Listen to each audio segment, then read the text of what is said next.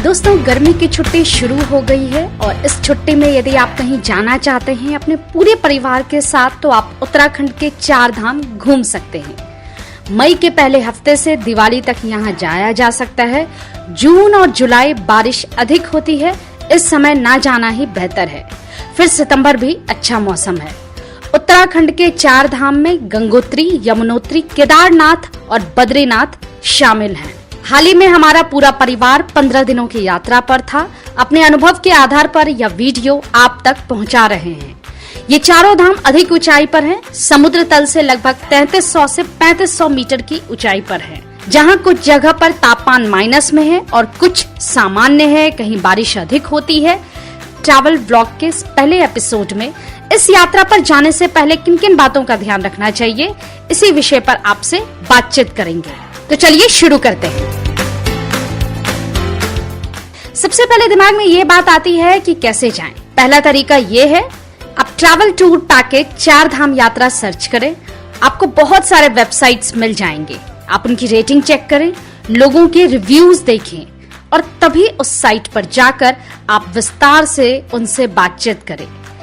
उन लोगों से भी बातचीत करें बीच बीच में जो यहाँ की यात्रा करके पहले आ चुके हैं।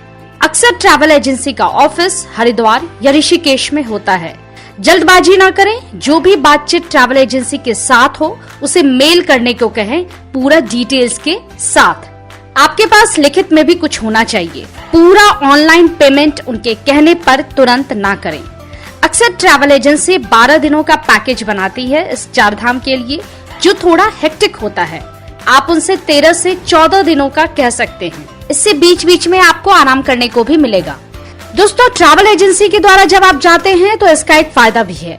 आप दिन भर जब थक कर आते हैं, घूम कर आते हैं, तो आपको होटल ढूंढने की जरूरत नहीं पड़ेगी। आप आराम से यहाँ पर रेस्ट कर सकते हैं। मगर इसका एक नुकसान भी है कि आपको उनके दिए हुए होटल में ही रुकना होगा। वहाँ की व्यवस्था अब जैसी भी हो, साथ में उनके तय समय सीमा के अंदर ही आपको पूरा घूमना होगा।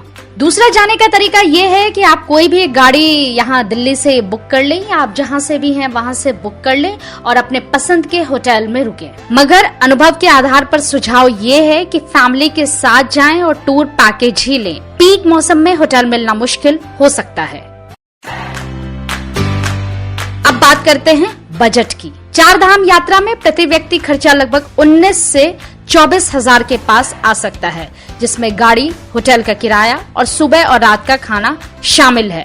दिन का खाना, बच्चों के लिए दूध, स्नैक्स का इंतजाम आपको खुद करना होगा। ये मैं ट्रैवल पैकेज की बात कर रही हूँ। एक बात का और ध्यान रखें, पहाड़ों पर अक्सर ATM की सुविधा नहीं है, तो कोशिश करें कि आप पहाड़ों पर जाने से पहले कैश हरिद्वार और ऋषिकेश में ही रुककर कहीं पर आप पैसे निकाल लें और अपने पास रख लें।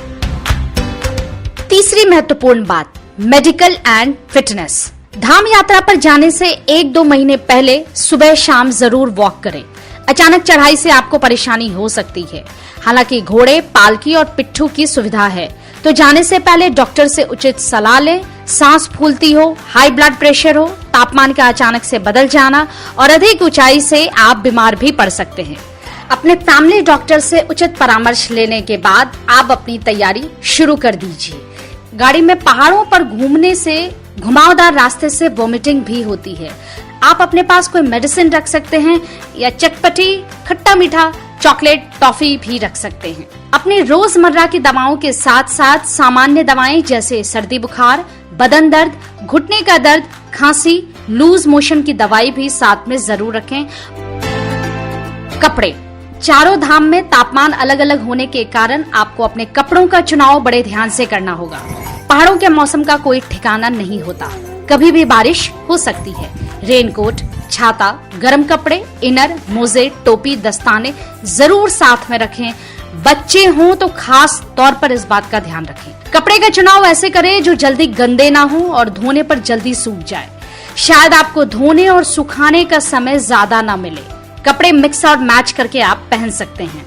बच्चे साथ में हो तो उनके लिए एक्स्ट्रा कपड़े रखें। जूते जो आरामदेह हो वही पहने, लेकिन साथ में स्लीपर भी सुबह शाम पहनने के लिए रख लें। बच्चों की जरूरत का सभी सामान हमेशा अपने साथ रखें, एक अलग बैग में रखें, ये आपके पास हर वक्त होना चाहिए। और अंत में बेहद महत्वपूर्ण बात, 4 धाम का पंजीकरण यानी रजिस्ट्रेशन ऑनलाइन करवा लें। वैसे आपको जगह जगह इसके काउंटर मिल जाएंगे, लेकिन लंबी लाइन में लगने से ज्यादा अच्छा है ऑनलाइन। तो दोस्तों यकीन मानिए, आप जब तैयारी करके घर से निकलते हैं तो आप अपनी यात्रा को पूरे परिवार के साथ काफी एंजॉय करते हैं। उम्मीद है ये जानकारी आपके काम आएगी। यदि ये वीडियो पसंद आया, सब्सक्राइब करना बिल्कुल ना भूलें, और यदि कोई और आइडिया आपके पास है तो आप कमेंट बॉक्स में हमें कमेंट जरूर करें। अगला वीडियो जल्दी आपके सामने लेकर आऊंगी अलग अलग धाम के बारे में, और सबसे पहले लेकर आऊंगी यमुनोत्री के बारे में। चारों धाम के बारे में विस्तार से जानने के लिए इस YouTube चैनल को देखते रहिए। तो दीजिए मुझे जाने की अनुमति। Bye bye, happy vacation.